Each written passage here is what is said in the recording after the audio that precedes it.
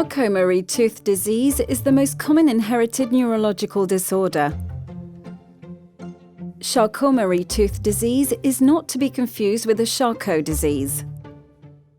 There is confusion in the community. What we see often in letter requests is confusion between Charcot and Charcot Marie Tooth disease. Unfortunately, they begin with the same word, but Charcot disease refers to amyotrophic lateral sclerosis, which is a very serious disease that leads to death in 2 years. On the other hand, you can live with Charcot Marie Tooth all your life. In Charcot Marie Tooth disease, a genetic malfunction corrupts the synthesis of a protein that is a constituent of the peripheral nerve, either of the myelin sheath or of the axon. There are many forms of Charcot Marie Tooth disease, each classified according to the gene responsible for the condition. Patterns of genetic transmission depend on the form. Onset of symptoms is most often in adolescence or young adulthood, but can occur at any age.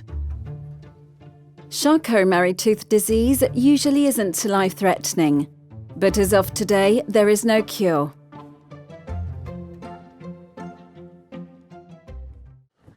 Charcot Marie Tooth disease is a peripheral motor and sensory neuropathy.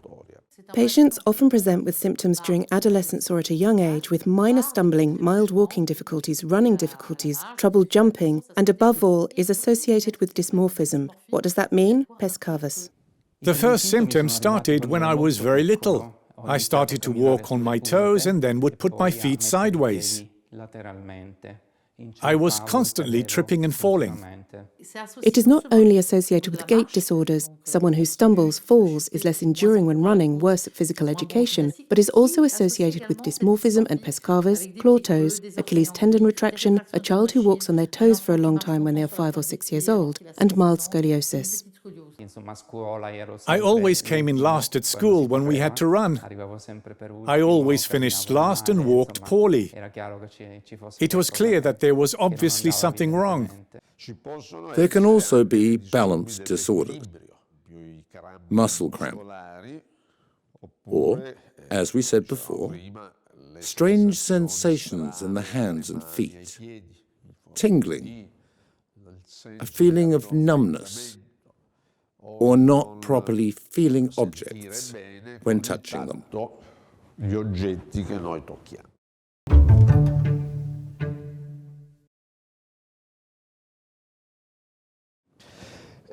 However, at the onset of this disease, the signs are unclear. You may see only one specific conformation, for example, of the foot, such as pes cavus or hammer toes. What should be a red flag for doctors, apart from a child who falls and who can fall for X reasons, is deformed feet. Muscular atrophy, which is greater in the distal muscles, leads to a specific conformation. We call it an inverted champagne bottle, and it is something an attentive eye can catch. They are sometimes referred to an orthopaedist quite simply with the explanation that he was born like that, he has pes cavus. Then there will be a whole orthopedic period before someone says, well, in the end, isn't that another disease under there? Some even undergo surgery before even receiving a diagnosis. So, beware of walking disorders. Also, beware of any hand disorders that the patient reports to the doctor. And also, take care if the patient reports sensory disorders or strange sensations, especially in their hands and feet. Then, if the doctor, general practitioner, or, above all, the general neurologist, makes use of a simple tool, the reflex hammer, they will find that there are no deep reflexes.